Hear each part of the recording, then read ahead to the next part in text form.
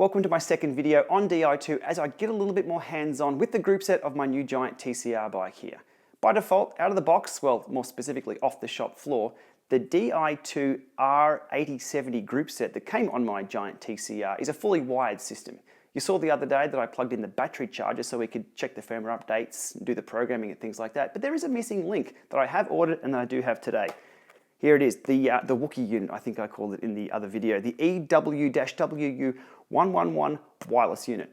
What this allows is ANT+ and Bluetooth connectivity from the Di2 system to talk to Garmin head units, Wahoo head units, to do a few funky things like that, to show gearing information, to show battery levels of Di2, which is going to be super handy.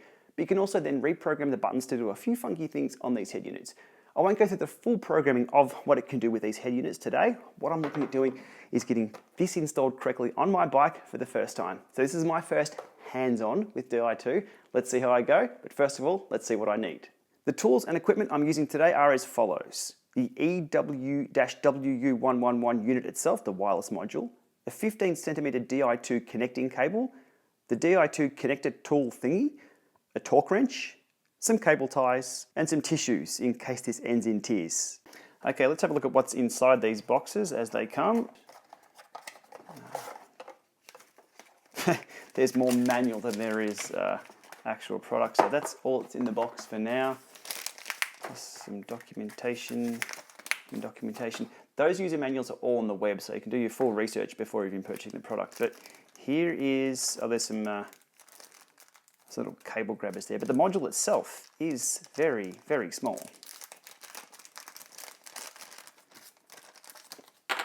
There we are. And it's said to weigh 5 grams. 3 grams. I don't think it's going to slow me down up any hills. So that's the module itself. As you can see, it's just a straight pass-through. You plug one cable in there and one cable there. That's as easy as it gets. So for that, we need an extension cable. Oh, no manuals in this one. We just have a cable. That's all we have, just a very short Di2 cable. Going for the minimal approach today. So it'll unplug from somewhere, that plugs into there, and away we go. Cool, this is what we need to install. And note, the EW-WU111 needs a compatible Di2 battery. Please check the eTube compatibility chart for your system if you're looking at doing this too. I'll put links to this chart in the video description below. Today's work stand is the Kicker Snap, which I've got the throw axle adapter installed for, so the bike stays upright as I work on it. Now, there's a few options here for where I can install this module. It can go anywhere in line on the Di2 system bus, and a very, very logical and easy place to put it would be up the front here where there's already a junction box adapter which connects just 2 cables. I could simply remove that and put the wireless module in there, but I'm up for the challenge.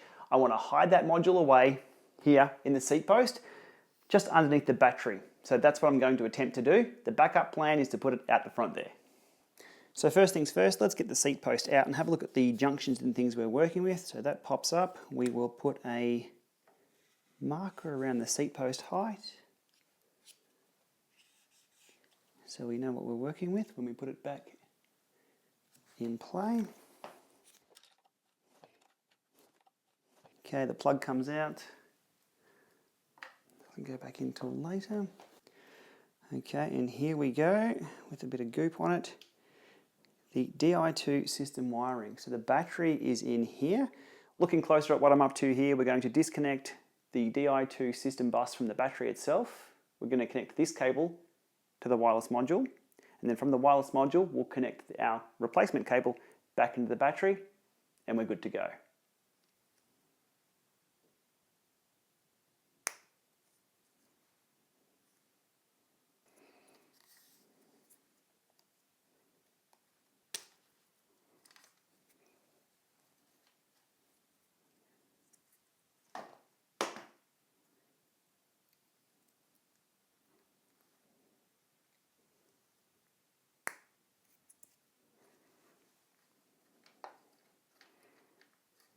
And I'm hoping this is not going to rattle around in the frame too much. If that is the case, we'll pull it out and put a light bit of foam around it and put it back in play. So we shove everything back down there. back to the battery itself and the connection here,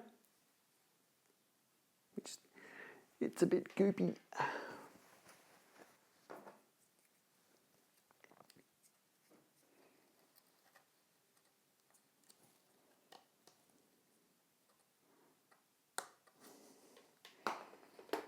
And just to make sure we're not going to pinch any cables, we give this a bit of a helping hand poke down the seat tube. There we go. There we go, we're almost there. The wedge bracket back in play.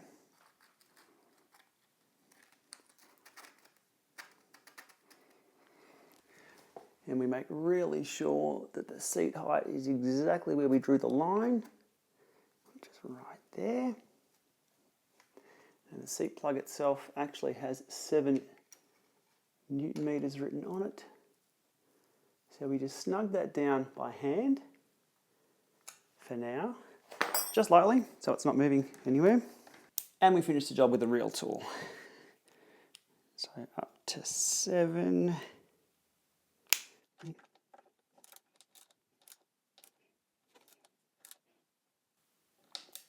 Must be close. There we go.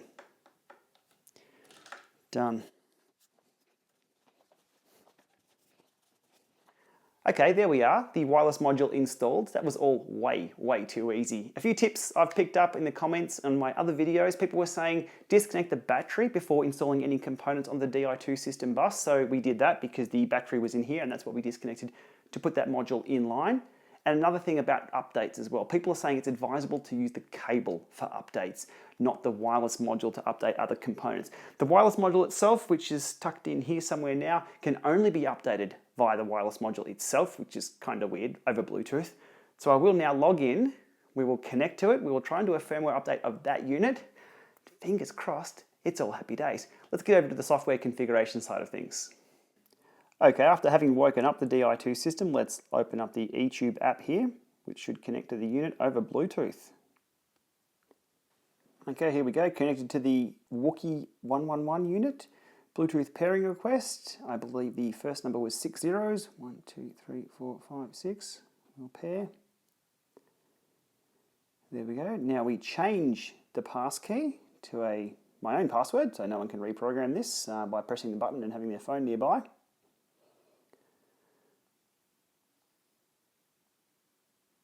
We set that. Okay, the wireless connection is poor. Well, I'm kind of sitting right next to it. Okay, wireless updates for the unit has been found. Fingers crossed on this part. Now this is the firmware for the EW-WU111 wireless unit itself, not for the rest of the components on the Di2 system bus. I have updated those with the wire the other day, so we should be good to go on that. Let's cross our fingers for this one.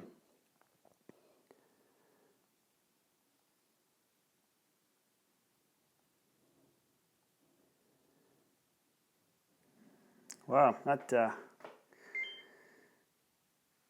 Okay, a suboptimal result there, and now we have no bike.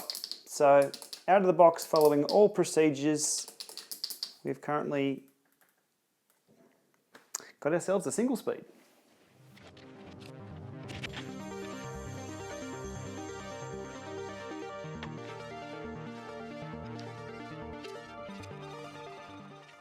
Okay, this little hiccup is now sorted. So what you saw there is that this unit itself, the wireless module, failed the firmware update halfway through the process. Well, 10% into the process, which really wasn't happy days at all. That then effectively bricked this bike. Nothing would work. No reset button, no gear changes. I had to take the seat post out, disconnect the battery. I reconnected the system without this in line. Everything was okay. I then put this back in line and it came good again. I then had to unpair the module itself, or the Bluetooth device, from my phone, from the system settings, close the app, reopen the app, repair to this with that new password that I'd put in for myself, and it was happy days. The firmware did update on this unit. So now everything is okay. We have system gear changes because I have closed the app. It's all good to go. I can connect to this over Bluetooth. So what I'm going to do now is put this all back in the bike, as we saw before, as per spec, with the torque wrench. And the final thing I'll do, I'll just get one of my head units and make sure we can connect to the amp plus of this, and we'll call it a day for now. Bit of a process, a few catches there, a bit scary when no changes were taking place, but we got there in the end. All right, let's get this packed up and done.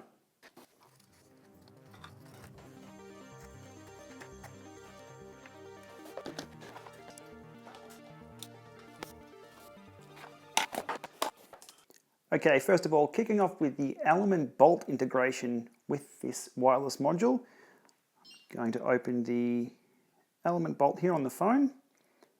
We want to set up some sensors. Make sure the Di2 is awake.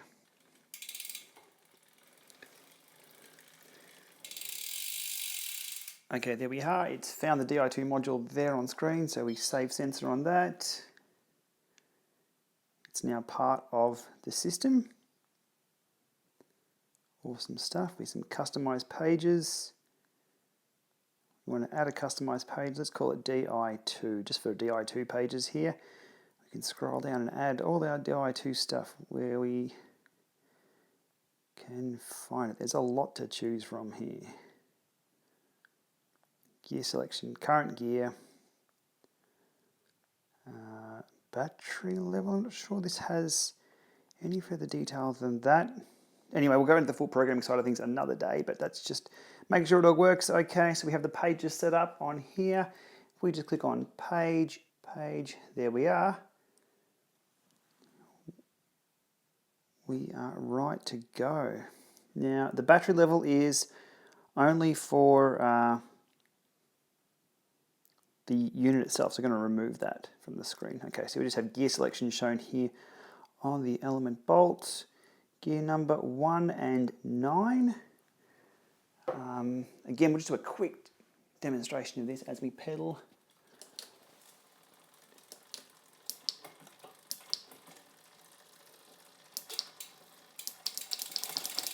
All the way up.